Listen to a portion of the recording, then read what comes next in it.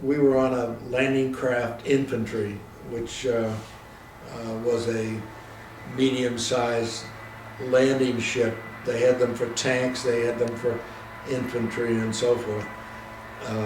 And we got on small boats and were taken out to the landing craft, put on board, had the false alarm on the 4th of June.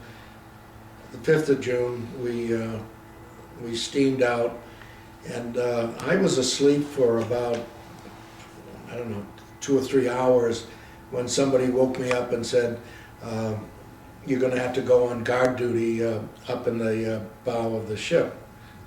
Okay, I'm a private. I went up to the bow of the ship, and there was a young Navy seaman on a 20 millimeter anti-aircraft gun. So the two of us sat there, and this was about 12:30 at night, and we talked about all the ships because you could barely make them out. They were dark shapes on the sea around us, and we were impressed by the fact that they could put so many ships in the same place at the same time and not run into each other and all that sort of thing.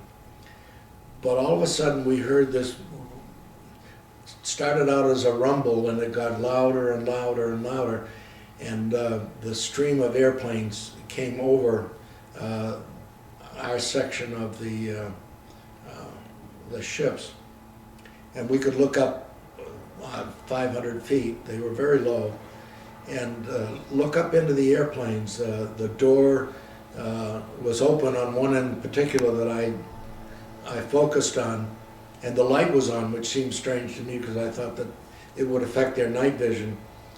But they went over us in a steady stream, and then we looked to the south, down at the base of the Khotan Peninsula and Utah Beach, and there was a solid stream, a wall of tracers going up. And the seaman and I just shook our heads and wondered how these airplanes could go through there and come out alive.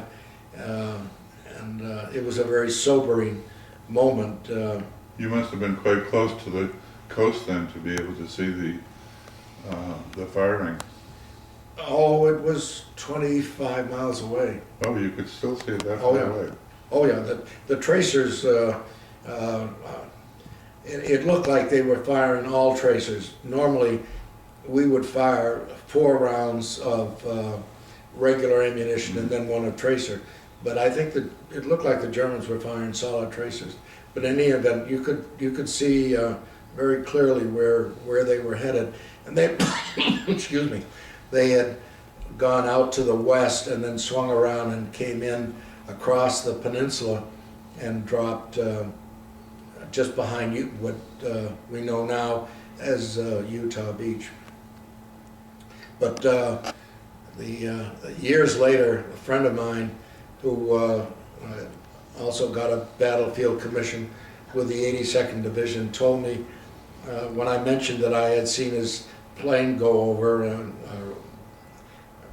planes from his unit, and he said we had a battalion adjutant that came to us just as the engines were starting up at the landing field, and he handed up his bicycle and said, Sergeant, I want you to bring this to me on the drop zone, which had to be probably the most ridiculous order that anybody had ever heard.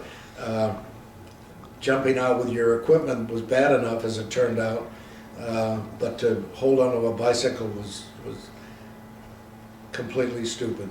Anyway, halfway across the channel, they made a unanimous decision in the airplane, and they took the bicycle to the door and dropped it in the middle of the English Channel, and it's still rusting there as far as I know.